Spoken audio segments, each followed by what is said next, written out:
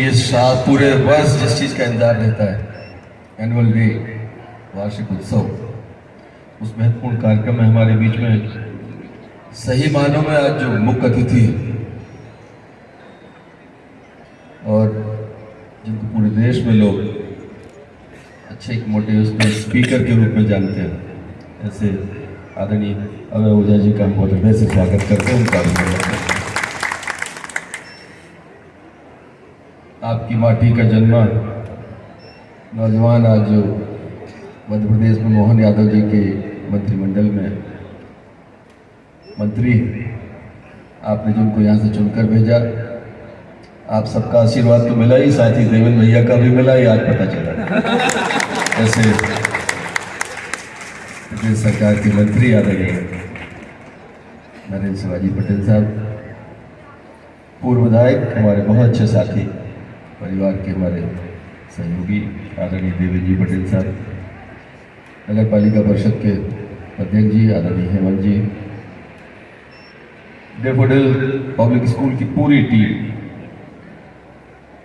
सबसे पहले तो उनका मैं हृदय से बहुत धन्यवाद ज्ञापित करता हूँ कि अवसर हमको दिया आप सबके बीच में आने का।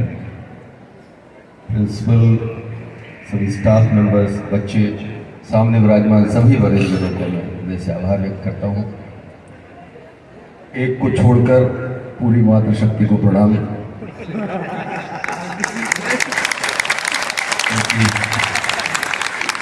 धर्मपत्नी भी मेरे साथ में है, वो भी, हम लोग भोपाल जाना था तो मैंने कहा स्कूल का कार्यक्रम है, चल सकते हैं, कि वो भी स्कूल चलाती है। उपस्थित सभी बच्चों का मैं बहुत अभिनंदन करता हूँ, सभी अधिकारी कर्मचारी का, और जिनने यहाँ आने के लिए हमको सबसे ज़्यादा प्रेरित किया, मेरे साथ पधारे अरविंद जी देवरी से। मतलब बहुत लंबी बात करने का अवसर नहीं है, अभी हम ओझा जी को सुन रहे थे और उसमें आपके साथ साथ मेरा भी मन लग गया था, और हम लोग अपने बचपन में दोबारा चले गए। जब कभी स्कूल के फंक्शन में जाने का मौका मिलता है तो बच्चा बनने का भी एक अवसर मिलता है, जब आप फिर से अपने बचपन में जा सकते हो और सोच सकते हो, अपनी स्मृतियों को ताजा कर सकते हो। वो कह रहे थे कि हिम्मत से काम लेना चाहिए, कभी डरना नहीं चाहिए, जो सोच लो उसे करने का मामला लेकर आगे बढ़ना चाहिए। हम लोग भी अपने बचपन में, मैं सोच रहा था कि सही है, हम भी सोचते थे चिंता नहीं करना, भले ही गांव से आए हैं शहर में जबलपुर पढ़ने में, अच्छी ताकत से पढ़ते हैं। और ये ओझा साहब एक कीड़ा रहता है समाज में काम करने का, राजनीति का कीड़ा ऐसा जो काटता है तो उसका दर्द पूरे जीवन बना रहता है। मैं मॉडल स्कूल में था तो वहाँ एक कीड़ा था कि कुछ करना है, और समाज में कुछ आगे जाके मन में कल्पना थी कभी कुछ बनेंगे। जो अकेला था तो ये तय था कि नौकरी नहीं करना, तो नौकरी नहीं करना, कुछ करना है तो फिर राजनीति के अलावा कुछ बचता नहीं। फिर केवल एक चीज बचती है जिसमें ज्ञान की आवश्यकता नहीं, शिक्षा की आवश्यकता नहीं, जो आप कर सकते हो, वो राजनीति। बड़ी चुनौती रहती थी। मैं स्कूल में था तो प्रेसिडेंट के चुनाव हो रहे थे, अपन भी खड़े हो गए, लड़ गए। तो राजन बाबू वहाँ उन बच्चों में भी संख्या इकट्ठी करी, वहाँ बड़ा मॉडल स्कूल, बड़ा स्कूल था जबलपुर का, उस जमाने में वहाँ नेतृत्व करने का मौका मिल गया। कॉलेज में आ गए, वहाँ ऐसे ही हुआ, वहाँ भी बड़ी यूनिवर्सिटी होती थी उस समय, सागर यूनिवर्सिटी, सागर से लेके खंडवा तक, वहाँ पर भी अध्यक्ष बन गए। वोट डालने की उम्र हुई। मैं इसलिए बता रहा हूँ कि वो उनकी स्पीच मैंने सोचा कि अगर अपन ने बचपन में हिम्मत नहीं दिखाई, नहीं सोचा होता कुछ करना है, और सोचते यार गांव के हैं, किसान के बेटे हैं, बहुत ज्ञानी नहीं है, बहुत शिक्षा, मतलब जिस लेवल पे वो सोच लिया होता शायद आज यहाँ नहीं आया होता। ये तो बहुत अच्छे स्कूल है, भाग्यशाली है बच्चे के, डेफोडिल जैसा स्कूल इनको मिला है। हम लोग स्कूल, प्राइमरी स्कूल में जाते थे, वहाँ पट्टी पर बैठते थे नीचे जमीन में, वो बारिश में जब पानी टपकता था खपरेलों से, तो अपनी सुविधा के हिसाब से इधर उधर खिसक के अपने को सुरक्षित रखते थे, बैग सुरक्षित रखते थे। तो अवसर सबको मिलते हैं, उनको, उन अवसरों को चुनौती के रूप में लेकर सफलता के अंजाम तक पहुंचाने का प्रयास आपने करना होता है, स्वयं को करना होता है। जब ये स्कूल खोला होगा डेफोडिल स्कूल, तो मुझे लगता है किसी ने कल्पना नहीं करी होगी कि बरेली का एक लीडिंग शिक्षा का एक केंद्र बन जाएगा। हम लोग स्कूल चलाते हैं, 25 बच्चे, 2 शिक्षक, 1 प्यून, लेडी प्यून। 2003 में वजह साहब ने चालू किया। उस समय लगता था जातिवादी युग में पता नहीं क्या होगा।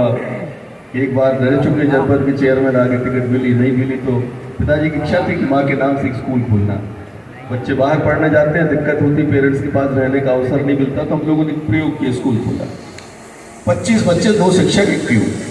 और आज हम गर्व से कह सकते हैं कि लगातार अगर आपके मन में जूझने का मानता हो तो सफलता मिलती है। आज लगभग 2000 बच्चे हैं, 200 के आसपास का स्टाफ है, और एक अच्छे से हम लोग 20 बरस हो गए उसको चलाते हैं।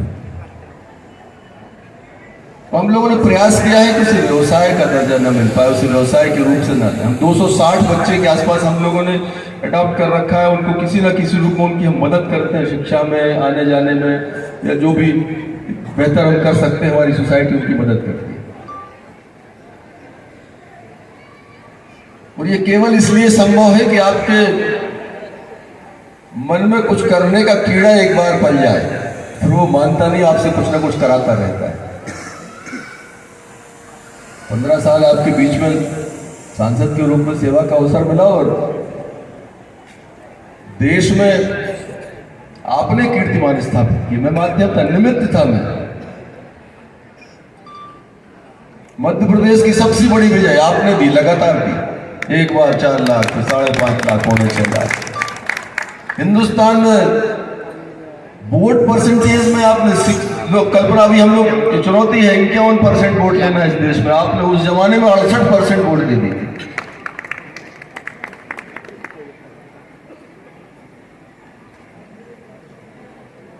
तो आपकी सोच और लोगों का आशीर्वाद आपको गंतव्य तक पहुंचाने का काम करता है। आज हम लोग डेफोडिल स्कूल में आए, और भैया ने कहा कि कार्यक्रम में आपको आना है, तो मैं स्कूल्स के प्रोग्राम कभी नहीं, ऐसा नहीं कि शिक्षा मंत्री हूं इसलिए आने लगा। मैं बच्चों से मिलने का अवसर जीवन में छोड़ता ही नहीं। कुछ नहीं था तब भी, और जब ईश्वर की कृपा से, आप सबके आशीर्वाद से आज शिक्षा विभाग मिला है, तब भी बच्चों के साथ कनेक्ट करने में आपको सीखने के अवसर मिलते हैं। आपको उम्र के कारण, अनुभव के कारण जो चीजें आपको मिली आप उनको दे सकते हो, लेकिन बच्चों से भी कुछ ना कुछ मिल जाता है आपको। कुछ नहीं तो उनका अनुशासन।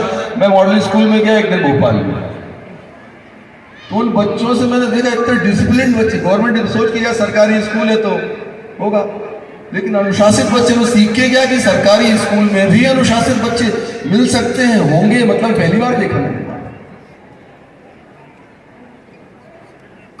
मैं हर जगह जाता हूं, मैं कहता हूं मॉडल स्कूल जैसे अनुशासित रहना चाहिए। तो शिक्षा के क्षेत्र में करने के बहुत अवसर हमारे प्रधानमंत्री जी ने विजन इस देश के सामने दिया। नई शिक्षा नीति आई, उस समय मैं लोकसभा का सदस्य था, बहुत उस पर काम किया। दक्षिण भारत के बहुत शिक्षावेत्ताओं ने, शिक्षाविदों ने उस पर बहुत काम किया। पूरे देश से लोगों ने उसमें सहयोग किया। सरकार ने नीति लेकर आई। मध्य प्रदेश पहला राज्य बना जिसने हायर एजुकेशन में पॉलिसी यहाँ पर लागू की। हम लोग लगातार उस पर काम कर रहे हैं। नई शिक्षा नीति जिस दिन इस प्रदेश में, इस देश में जमीन पर उतर जाएगी, जब 12th तक के एजुकेशन में नई शिक्षा नीति को हर स्कूल अडॉप्ट कर लेगा, क्योंकि अभी हम ज्ञान के लिए पढ़ाई करते हैं, स्किल डेवलपमेंट का अलग प्रोग्राम है, लेकिन नई शिक्षा नीति में वो ज्ञान भी प्रदान करेगी आपको और काबिलियत भी देगी आपको। जब आप 12वीं पास करके निकलोगे तो आवश्यक नहीं कि आगे की पढ़ाई आप जारी रखो, आप इतना स्किल्ड होके आओगे कि ज्ञान के 12th तक का ज्ञान होगा और आपके अंदर जो पोटेंशियल है, जो स्किल है, उसको उभारने का काम शिक्षा करेगी। उस स्किल के आधार पर आप अपना काम शुरू कर सकते हैं। पुरानी शिक्षा मैकाले की शिक्षा पद्धति को हम अलग कर रहे हैं, क्योंकि जो 150 साल 100 साल पहले जो चीज ठीक थी आज नहीं। हमारे पिताजी के समय जो उनको श्रेष्ठ लगता था आज के युग में शायद वो नहीं होगा। युग बदलता है। पहले महिलाएं, बेटियां हमारी आदर का और परिवार के सम्मान का प्रतीक होती थी। घर में रहकर हमें लगता था कि हमारी माताएं बहनें बहुत अच्छा करती हैं, लेकिन आज गर्ल चाइल्ड, हमारी बच्चियां बेटियां समाज में लीड कर रही हैं। वो बच्चों के साथ में कंधे से कंधा मिलाकर कई जगह बच्चों से आगे चलकर हमको गौरव की अनुभूति करा रही है। वक्त का परिवर्तन, वो भी लगातार इस बात की चिंता करते हैं। पहला स्कूल खुलेगा तो उसका भूमि पूजन नरेंद्र शिवाजी पटेल करेंगे इस जिले में, बरेली विधानसभा में। अभी उन्होंने जो एक कॉलेज खुलता है पीएमसी, अंदर की बात है लेकिन बताने में कोई बुराई नहीं। बड़ी लड़ाई लड़ी कि बरेली में होना चाहिए। तो नियम ये था कि हेडक्वार्टर में बनेगा इसलिए चला गया, नहीं तो वो लगभग आ गया था बरेली। और वो जिस हिसाब से वो काम कर रहे हैं, जो काम की शुरुआत उन्होंने की है, क्योंकि पढ़ा लिखा आदमी काबिलियत के साथ जब आगे बढ़ता है तो उसे अवसर भी बहुत मिलते हैं। मैं हमेशा उनसे कहता हूँ कि माता पिता की पुण्याई, उनकी कृपा, आपका परिश्रम, ये दोनों तीनों चीजें जब इकट्ठी हुई तो नरेंद्र शिवाजी पटेल मध्य प्रदेश में राज्यमंत्री के रूप में निकल के आए। और अपनी क्षमताओं के हिसाब से परिश्रम करेंगे तो परिणाम भी आएंगे और एक बेहतर विधानसभा बने। चूंकि उनको लाभ यह है कि उनको एक के साथ एक फ्री मिला है। वो तो विधायक है, मेरा अतीत भी मेरा पीछा करेगा यहाँ के कामों के लिए, क्योंकि 15 साल आपके बीच में काम किया है तो बोल नहीं सकता कभी। तो मैं जितनी ताकत से उनको मदद कर सकता हूँ, उनके सहयोग से इस क्षेत्र को आगे बढ़ा सकता हूँ, ये मेरे लिए बड़ी एक सुखद अनुभूति होगी।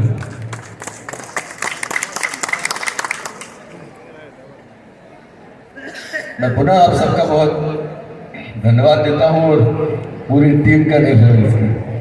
ये बहुत अच्छा कर रहे हैं ये लोग और मुझे लगता है कि शिक्षा के क्षेत्र में करते रहना चाहिए। डीपीएस जब दिल्ली में खुला था तो एक स्कूल चालू हुआ था, आज हिंदुस्तान भर में उन्होंने कब्जा करके रखा है। कई बार रास्ते भटकते हैं, उसे अर्थ उसका माध्यम बन जाता है, लेकिन अंतोगत शिक्षा दान, भले इसमें एक भौतिक को छिपा रहता है, लेकिन शिक्षा एक ऐसा क्षेत्र है जहां शिक्षक बच्चे को ज्ञान देने का काम कर रहा है, उसको उसके जीवन को संस्कारित करने का काम कर रहा है। अगर 1500 फीस लग भी रही है तो उसके बदले में जो शिक्षक दे रहे हैं, स्कूल वाले दे रहे हैं, उसका शायद कोई मूल्य नहीं है। इसलिए हमेशा शिक्षक और स्कूल के संचालक बहुत आदरणीय होते हैं और समाज में शिक्षक सबसे आदर का पात्र इसलिए भी माना गया है। माता पिता और शिक्षक ये ऐसी व्यवस्था है हमारी संस्कृति में जो हमेशा बेहतर ही आपको देती है, हमेशा बेहतर करने के लिए आपको प्रेरित करते हैं। इनसे आपको ज्ञान मिलता है, संस्कार मिलते हैं, आगे बढ़ने की प्रेरणा मिलती है। इसलिए शिक्षक माता पिता के समान ही आदरणीय है, उतना ही वंदनीय है हमारी सनातन संस्कृति। मैं सभी कैपिटल्स के हमारे जो सोसाइटी के प्रबंधकगण, उनका प्रिंसिपल और सभी स्टाफ मेंबर्स को बहुत बधाई, शुभकामनाएं देता हूँ। आप बच्चों के लिए बहुत अच्छा करो, क्योंकि आप जितना बेहतर करोगे उतनी संस्कारित पीढ़ी आप आगे समाज को देने का काम करोगे। आपको शुभकामनाएं देता हूं, बच्चों को भी बहुत शुभकामनाएं देता हूं, अपनी वाणी को विराम देता हूं। बहुत बहुत धन्यवाद। जय हिंद।